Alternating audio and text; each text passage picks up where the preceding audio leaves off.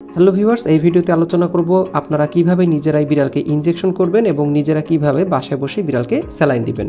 শুরুতেই আমি আলোচনা করব কিভাবে আপনি বিড়ালকে ইনজেকশন করবেন। বিড়ালকে ইনজেকশন করানোর জন্য আপনি ইনসুলিন সিরিঞ্জ ব্যবহার করবেন। যে কোনো ফার্মেসির দোকানেই এই ইনসুলিন সিরিঞ্জ আপনি পেয়ে যাবেন। ইনসুলিন সিরিঞ্জে 1 ml কে 100 ভাগ করা থাকে।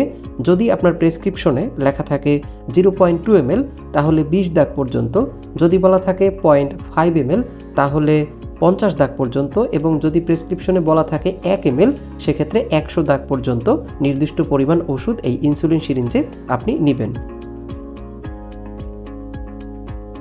যদি বলা থাকে বিড়ালকে মাংস ইনজেকশন করতে হবে, সেক্ষেত্রে বিড়ালের পেছনের পায়ের ঠিক এই অংশে যেখানে মাংস বেশি থাকে, যেখানে দেখতে পাচ্ছেন যে এই অংশটা হচ্ছে বিড়ালের মাংস বেশি থাকে, এবং এই অংশে আমরা অনেকটা খাড়াভাবে এই সিরিঞ্জের সুইটা প্রবেশ করব। প্রবেশ করার পর আমরা এই নির্দিষ্ট পরিমাণের সিরিঞ্জের যে ওষুধটি আছে সেটি পুশ করে দেব। যদি বিড়ালকে চামড়ার নিচে ইনজেকশন দিতে হবে যদি বলা থাকে, সেক্ষেত্রে আমরা পিছনে ঘাড়ের চামড়া ঠিক এইভাবে যদি টান দেই সেক্ষেত্রে একটা ফাঁকা জায়গা তৈরি হয়।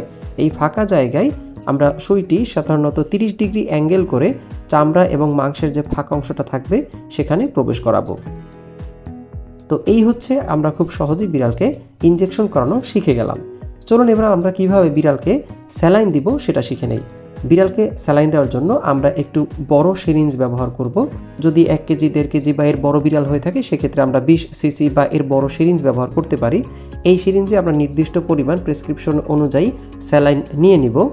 এরপর হচ্ছে পিছনে ঠিক একইভাবে যেভাবে আমরা একটু আগে বিড়ালকে কিভাবে চামড়ার নিচে ইনজেকশন দিতে হয়, ঠিক একইভাবে বিড়ালের পিছনের যে চামড়া থাকবে, ঘাড়ের সেই চামড়া, সেটি টান দিলে চামড়া এবং মাংস ফাঁকা হয়ে যাবে, এবং সেখানে এই সিরিঞ্জের যে সুইটি সেটি 30 ডিগ্রি অ্যাঙ্গেলে প্রবেশ করিয়ে দিব। এই চামড়া এবং মাংসের মাঝখান বরাবর আমরা ধীরে ধীরে, যদি বলা থাকে যে 20 ml বা 30 ml স্যালাইন, সেক্ষেত্রে আমরা সেটি এই স্যালাইনটি 3 থেকে 4 মিনিট বসে ধীরে ধীরে পুশ করে দেব। খুব বেশি সময় নিতে হবে এমন বিষয় না। আপনারা যদি 30 ml থাকে সেক্ষেত্রে আপনারা 3-4 মিনিট সময় নিতে পারেন এবং ধীরে ধীরে এই স্যালাইন পুশ করে দিবেন। স্যালাইন দেওয়ার পর জায়গাটা কিছুক্ষণ ফোলা থাকবে এবং এটা কোনো সমস্যা নেই, এটা ধীরে ধীরে অ্যাবজর্ব হয়ে যাবে। আশা করি খুব সহজেই আপনারা আজকে এই ভিডিওর মাধ্যমে শিখে গেলেন কিভাবে নিজেরা বিড়ালকে স্যালাইন দিবেন এবং কিভাবে বিড়ালকে ইনজেকশন করতে হয়। যদি ভিডিওটা ভালো লাগে থাকে তাহলে চ্যানেলটা সাবস্ক্রাইব করতে পারেন।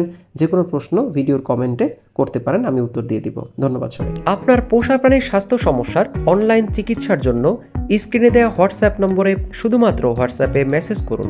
ফ্রি পরামর্শের জন্য ইউটিউবে কমেন্ট করুন।